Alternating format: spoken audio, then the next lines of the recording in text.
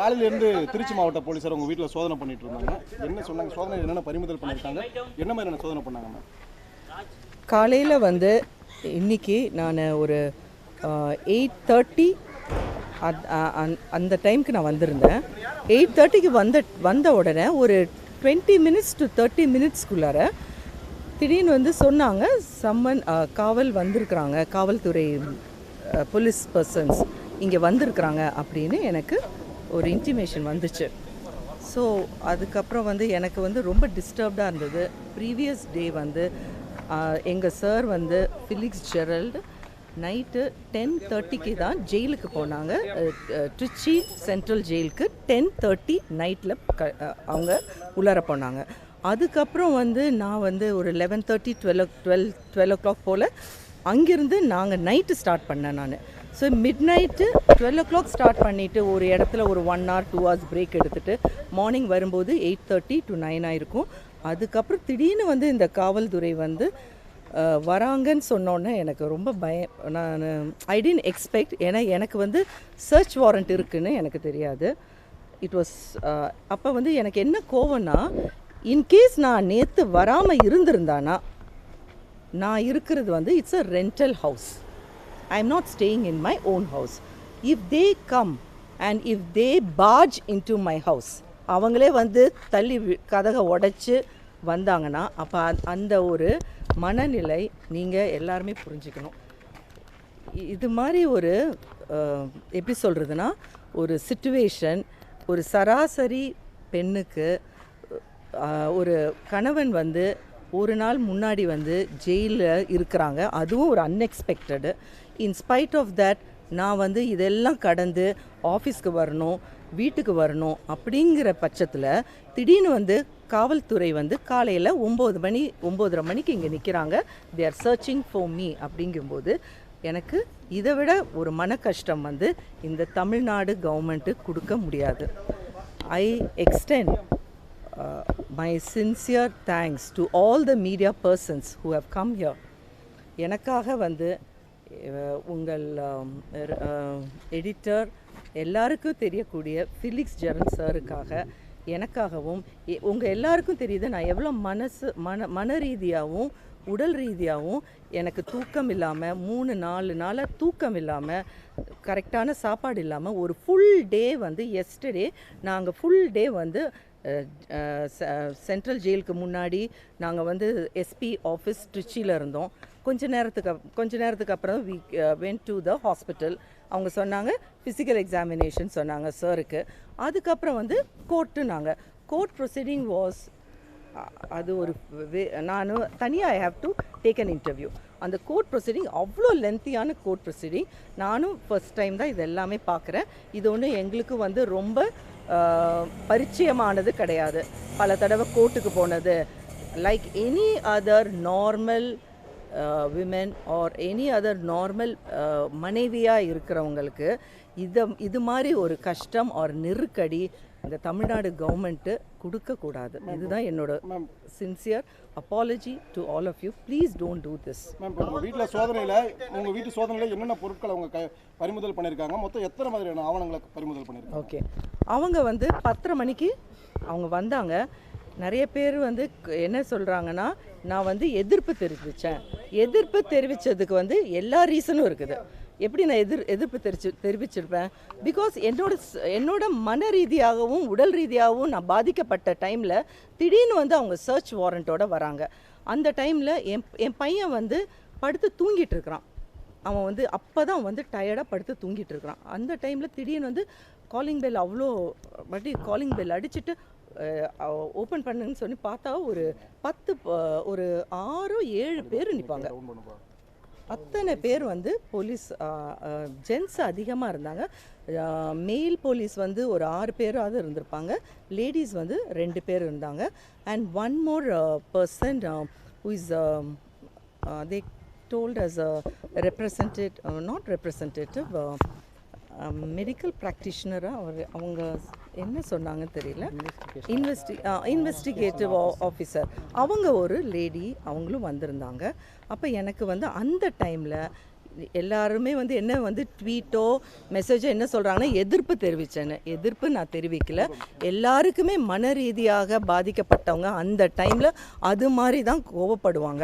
எனக்கு எப்படி பயமாக இருக்கும், ஃபார் எக்ஸாம்பிள் இதுக்கு முன்னாடி நான் வந்து பேரை சொன்னான்னா எல்லாருமே அதே நினைப்பாங்க. நான் கேள்விப்பட்டிருக்கிறேன் இவங்க இப்படி வந்துட்டு வேறு மாதிரிலாம் வந்து வைப்பாங்க பொருட்கள் அப்படிலாம் கேள்விப்பட்டிருக்கிறேன். அப்போ அதே நிலைமை எனக்கு வரக்கூடாதுல்ல.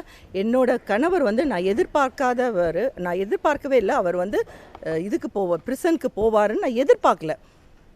அவர் வந்து இதில் வந்து எப்படி சொல்கிறது, அவர் இன்டர்வியூ வந்து எடுக்க தான் செஞ்சார்.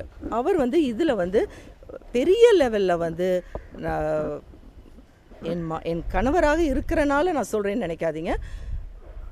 நான் எதிர்பார்க்கல அவர் வந்து ஜெயிலுக்கு போவாங்கன்னு எதிர்பார்க்கல. ஆனால் அதையும் மீறி அவங்க போக வேண்டிய சூழ்நிலை ஏற்பட்டது. இன்றைக்கி அவங்க வரும்போது எனக்கு கோபம் இருந்தது இயற்கை தான். சரி, அவங்க வந்ததுக்கு வந்து இத்தனை பேர் வந்தாங்க. வந்தோடனே கொஞ்சம் எப்போவுமே வந்து அவங்க கொஞ்சம் ரஃப்பாக தான் பிஹேவ் பண்ணுவாங்க. வந்தோடனே ஓகே மேடம் நீங்கள் உட்காருங்க, உங்கள் ஃபோனை என் ஃபோனை வாங்கிக்கிட்டாங்க.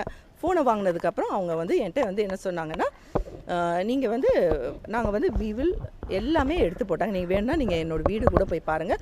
எல்லா திங்ஸும் அப்படியே எல்லாமே ஷேட்டர்டு. அங்கங்கே அந்தந்த பொருட்கள் எப்படியோ கிடக்குது. நீங்கள் போய் முடிஞ்சால் எடுத்து பாருங்கள் வீடியோ. அது க்ளீன் பண்ணுறதுக்கே எனக்கு 2 to 3 days ஆகும். இதுக்குள்ளார வந்து எனக்கு வந்து அங்கே வந்து எனக்கு வந்து சர்ச் வாரண்ட்டு என்னோடய ஆஃபீஸ்க்கு வந்திருக்கு. இந்த மனநிலையை நீங்கள் கொஞ்சம் யோசிச்சு பாருங்கள். ஒரு பெண்ணு எத்தனை ஹேண்டில் பண்ண முடியும்? என் பையனுக்கு காலேஜ் அட்மிஷனு, என்னோடய பொண்ணு ஜெர்மனியில் இருக்கிறா. அவளுக்கு எந்த வேறு பாட்ஸ் இன்ன வரைக்கும் நான் அவளுக்கு கால் பண்ணல. இன்றைக்கி வரைக்கும் நான் அவளுக்கு கால் பண்ணல. காலையிலேருந்து இப்போ வரைக்கும் அவளுக்கு என்ன நடக்குதுன்னே தெரியாது. ஏன்னா ஃபோன் வந்து போலீஸ் டிபார்ட்மெண்ட் இங்கே வந்தவங்க வந்து கான்ஃபிஸ்கேட் பண்ணிக்கிட்டாங்க ஃபோனு. அதனால் என்னால் அதுவும் பண்ண முடியல.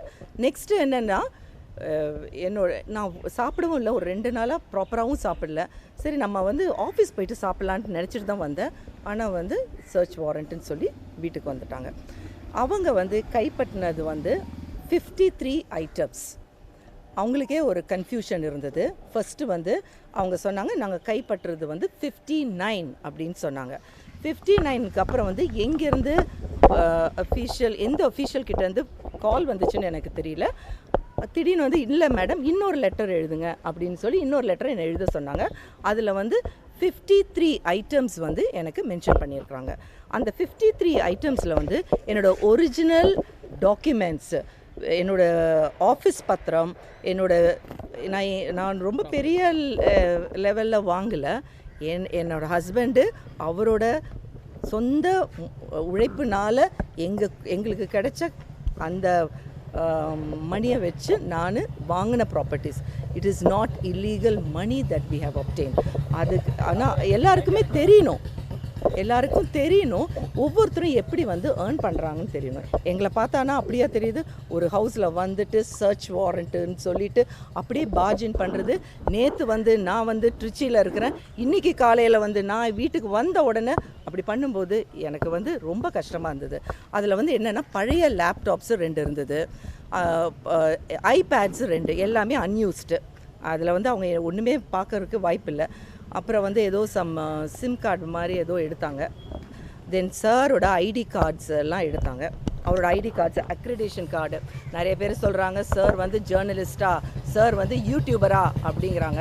இதுக்கு நான் எப்போ விளக்கம் தெரிவிப்பேன்னு எனக்கு தெரியல. சார் வந்து 2000 இந்த இயர் 2000ல் he was a journalist. அவர் வந்து அப்போவே வந்து his profession is a journalist தான். என் பையனுக்கும் என் பொண்ணுக்கும் நான் எழுதினேன். இது நேற்று வந்து கோர்ட்டில் வந்து கேட்டாங்க இந்த கேள்வி. எனக்கு வந்து இதுக்கு கரெக்டான விளக்கம் தெரியணும். ஜேர்னலிஸ்டா யூடியூபரா அப்படின்னு அவங்க வந்து அந்த கேள்வியை எழுப்புனாங்க. 2000 இந்த year 2000 my husband was a reporter from NDTV, new Delhi television. அதுலேருந்து டில் 2013 வரைக்கும் அவர் வந்து இந்த ப்ரொஃபஷனில் இருந்தாங்க இன் டிஃப்ரெண்ட் மீடியாஸில். அதுக்கப்புறம் தான் 2013 தான் we started red pix. So YouTuber, அதுக்கு எங்கள் ஹஸ்பண்ட் ஒரு விளக்கம் சொன்னாங்க. அது எனக்கு அந்த அளவுக்கு புரியல. என்ன சொன்னாங்கன்னா, current affairs, those who deal in current affairs in YouTube are called as journalist. இதை தயவு செய்து உங்களுக்கு வந்து இதை கொஞ்சம் எப்படி வந்து பார்க்க முடியுமோ அதை நேற்று வந்து எங்கள் ஹஸ்பண்ட் கோர்ட்டில் வந்து வாதாடினாங்க. அவர் சொன்னார், அவங்க கேட்டாங்க யூடியூபர்னு பக்கத்தில் இருந்தவங்க எல்லாருமே சொல்லிட்டு இருந்தாங்க, யார்? Public prosecutors. அப்போ எங்கள் ஹஸ்பண்ட் சொன்னார், those who handle with current affairs அவங்க வந்து they are in YouTube are called as journalists. அதோட ஆக்ட் மட்டும்தான் எனக்கு தெரியல அப்படின்னு எங்கள் ஹஸ்பண்ட் சொன்னார். ஸோ நீங்கள் வந்து எனக்கு I just want to know who is a journalist. நீங்கள் எல்லாருமே ஜேர்னலிஸ்ட்டுன்னு தான் நான் நினைக்கிறேன். யூடியூபருங்கிறது வந்து நம்ம வந்து என்ன சொல்கிறேன்னா ஒரு என்டர்டெயின்மெண்ட் சேனலில் தான் யூடியூபர்ஸ்ன்னு சொல்லலாம். when you take political news, when you take current affairs, you are also a journalist. அதை வந்து நேற்று வந்து கோர்ட்டில் வந்து மென்ஷன் பண்ணாங்க. I need a proper clarification of this.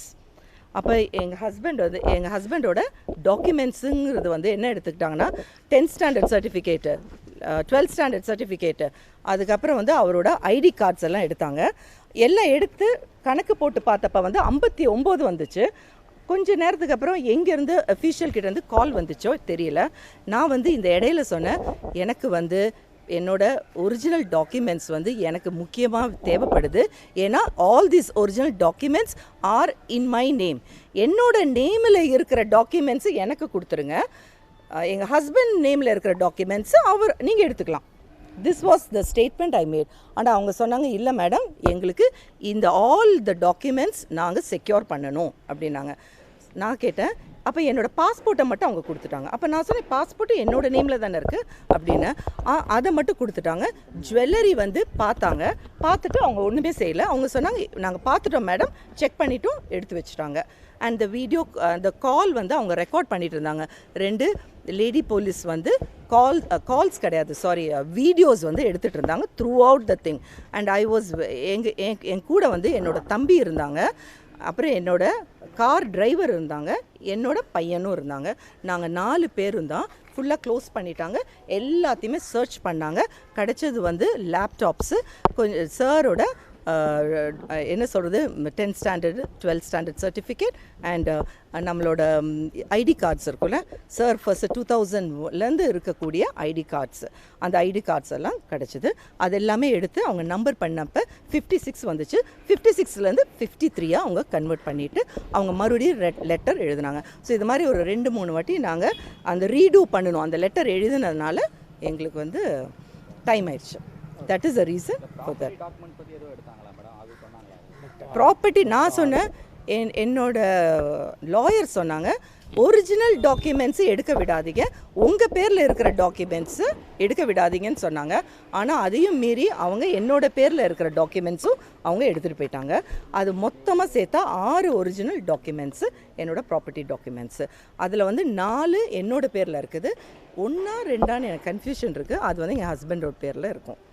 Ma'am, இப்போ அந்த ரெட்பிக்ஸ் யூடியூப் சேனல் இருக்கு இல்லைங்களா, அதோட பாஸ்வேர்டில் வாங்கினாங்களா? அது வந்து சர்ச் வாரண்ட்டு அங்கே தான் நடக்கும், ரெட்பிக்ஸ் ஆஃபீஸில்.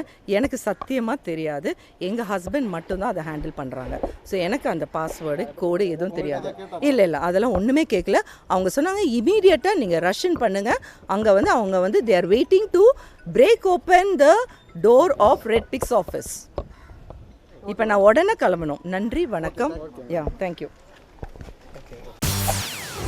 செய்திகளை உடனுக்குடன் தெரிந்து கொள்ள உடனே சப்ஸ்கிரைப் பண்ணுங்க.